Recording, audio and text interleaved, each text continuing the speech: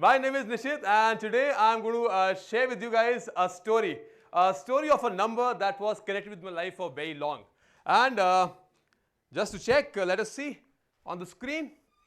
Okay, this is the number that was associated with my life for very long.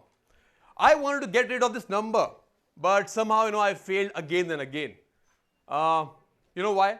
Because this number gave me something that I never wanted in life. At the age of 23, I was diagnosed with high blood pressure. And doctors, shared with me that you might have an early heart attack as well if you do not change your lifestyle. This is the number which affected my social life, my emotional life, my relationships, as well as my physical life. Do you know why? Because this number that you see on the screen is my weight. Yeah. Yes. So, can you see the size of the chair and where I, sit? You might be seeing that Nishit is quite happy over there. But let me tell you, this was only external happiness. On the inside, I was really depressed. I lacked self-confidence, I lacked self-esteem, and I was thinking, what to do with my life. But then, I was able to, learn three keys that I'm going to share today with you guys. And I undo my life with these three keys. And it all happened because of just one philosophy, one ancient philosophy, Indian philosophy that we have, and that is yoga. So when a person sees that he's overweight in the mirror, the natural tendency is to go to a gym, take up a gym membership. You go there for 2 months, and after that, bye-bye. Yeah, nothing happens. Okay, then what? You try swimming because your neighborhood, a guy in the neighborhood said that swimming is the best way to reduce weight. So I tried swimming. I failed again. Nothing happened. I tried freestyle exercising, but then again I failed. I was doing all the right things in the physical domain, in the physical realm, but somehow there is one realm in which I never worked, and that was my mental realm. The thing is, every day when I used to get up in the morning, I used to see myself as an overweight guy. This is the picture that came to my mind when I got up in the morning.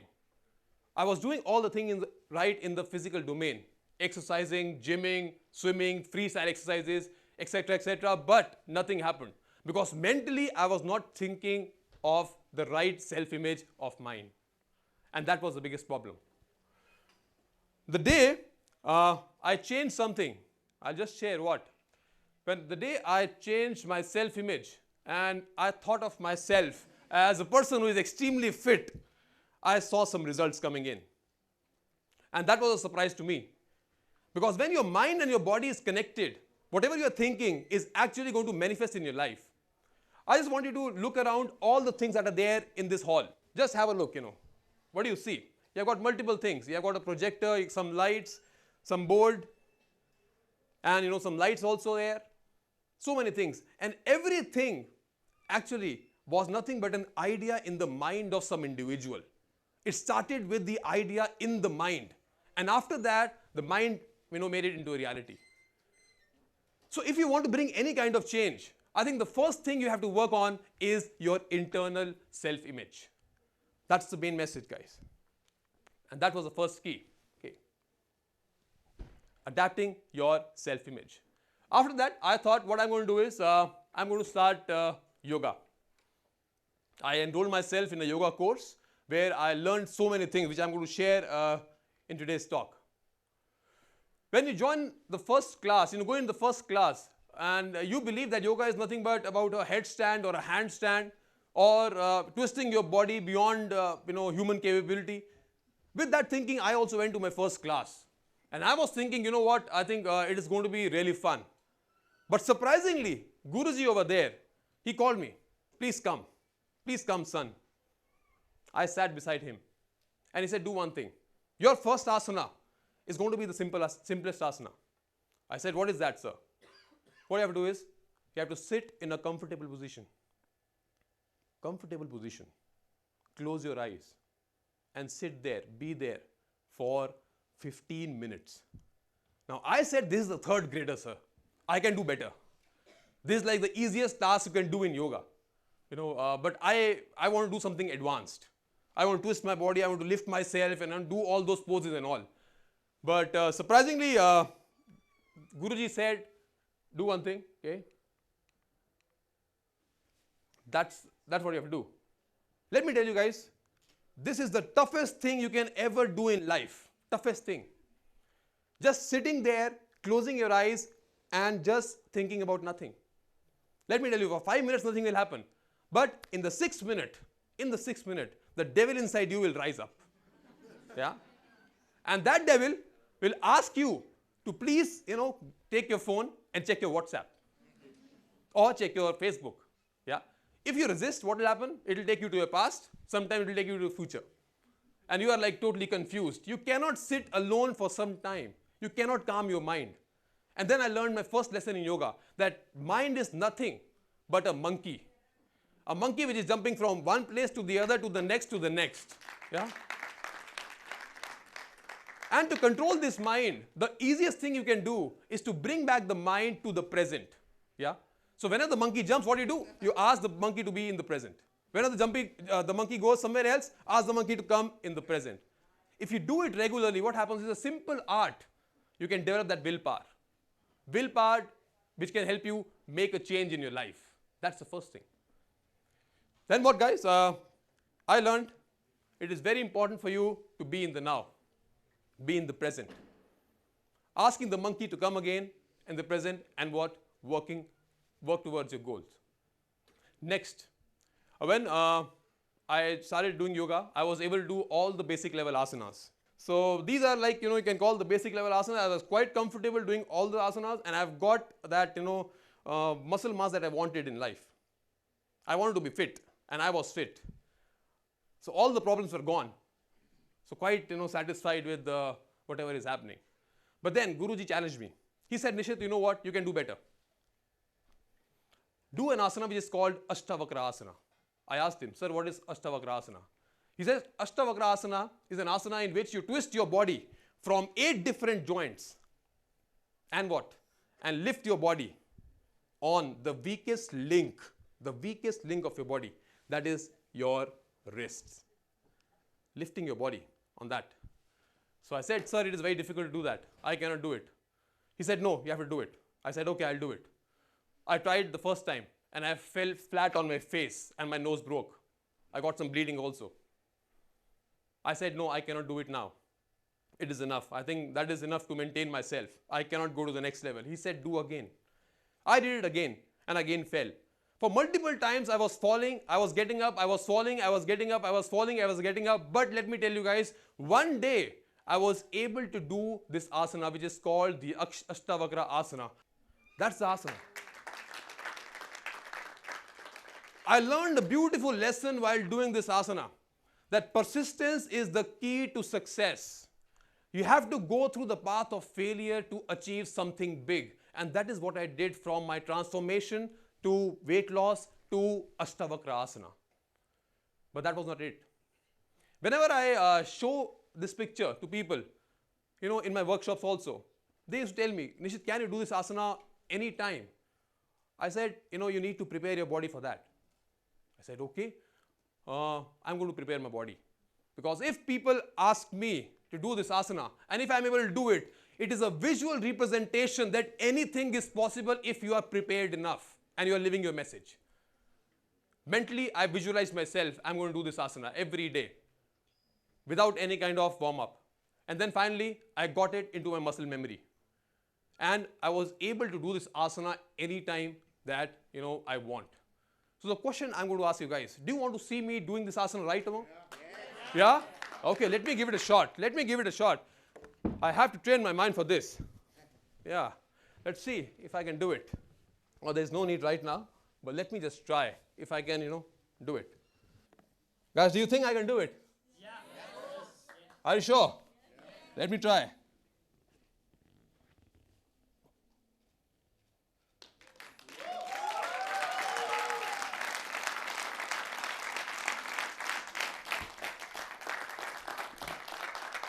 So guys, this visual representation that I'm giving you right now is nothing but a proof that anything is possible. Thank you so much. Thank you. Thank you. Thank you. Yeah. That is nothing but a proof that anything is possible, guys. Even if your mind is not prepared, you have the capacity to do the impossible if you can train your mind. And that's what I learned, a beautiful lesson over here. You need to act. Unless and until you act, you'll not fail. And if you do not fail, you will never learn. You need to learn, and that is why it is very important for you to fail. Yeah, choosing to act. I want a box which I have kept over there. Let me just have that box on the screen. Okay. This is the box that I have, and this is a box of chocolates, exotic chocolates. How many of us like to have the chocolate? I'm asking, how many of us would like to have the chocolate? How many of us would like to have the chocolate? If you want it, go get it. Yeah? I think the metaphor is pretty simple. If you want it, step outside from your comfort zone. Get over here and get that box. Wow, yeah. Guys, this is the only difference between leaders and followers. If you are a leader, you need to act. You know why? Many of the people said that, okay, we want the chocolate box, but then no one came forward. That is why it is mentioned, it is choosing to act, not just action. It's a choice that you have, guys. And if you miss the choice, you're going to miss the opportunity. That's the lesson, guys. Let me have the next slide on the screen. This is what I called the yoga principle that I followed in my life. A, B, and C, pretty simple. Adapt your self-image, that means have that picture in your mind. Be in the now, and last but not the least, choose to act. Yeah. But let me share one story with you guys, which happened only because I used all these three principles. Now, thing is, I wanted to become an author at the age of 24. Yeah. And people used to tell me, Nishit, you know what? You cannot become an author because you don't have an experience. I said, no problems. The people who went on moon, even they never had the experience. I said, that's okay, no problems. I'll still try. So before I became an author, I applied the first principle, that is adapt your self-image. I imagined myself becoming an author long before I actually became an author. Long before, years before. And I was acting and behaving in a way as if I am an author at that moment, even when I was not an author. And then I got that motivation. Now, when you think of writing a book, you will think that it's a big task, a huge task. You have to write a big book. But let me tell you, I was in the present. I got the monkey mind in the present and asked the monkey mind, tell me, what do I need to do right now? And the monkey mind said, write one page. I said, okay, I'll write one page. Be in the now. Next day again, I wrote one page. And in 6 months, I was able to write my first book.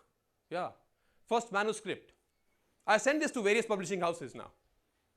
It was important for me to act as well. I got various rejection letters. And after 32 no's, I got my first yes. And they said, yeah, that's okay. We are going to publish your book. I went forward. I said, I'm going to write my second book as well. And people said, you know what? The first book was merely a chance, a luck, that you can say. I said, no problems. I'll write my second book. I wrote my second book, and this time around, I got around 16 no's. 17th time, I got a yes again. And I was surprised. I was choosing to act. I was acting. I was taking action on my dreams. I said, I'm not going to stop right now. Do you think I'm going to stop? I've got some keys over here. Why not use the keys? Again, I wrote my third book. And what? This time around, in the fourth time, I got an offer from India's leading publication house, and my book is online everywhere, at the airports, everywhere. And that's how I was able to publish my 3 books, guys. Now the question is, do you think I'm going to stop right now? Absolutely not. My 4th book is in publishing, 5th book I'm writing, and 6th idea I'm just finding out what can I do. Yeah? So it's a continuous process, guys. It all starts with the mind, by asking the mind to be in the present, and then what? Choosing to act on a regular basis. with this, I finally wrap it up. But let me tell you guys, I have one small thing which I have not shared with you. And that's the only link between all these three ideas. You know what? Whenever you go to office or go to a college or do whatever you want, at home also, majorly you're dealing with your mind. Yeah? You're doing everything with the mind. Yeah? Mind is there, hands are there. But there's one thing that is missing. That is what? Your heart. If you are doing everything with your mind and heart and hands, let me tell you, anything is possible. Thank you guys. Thank you so much.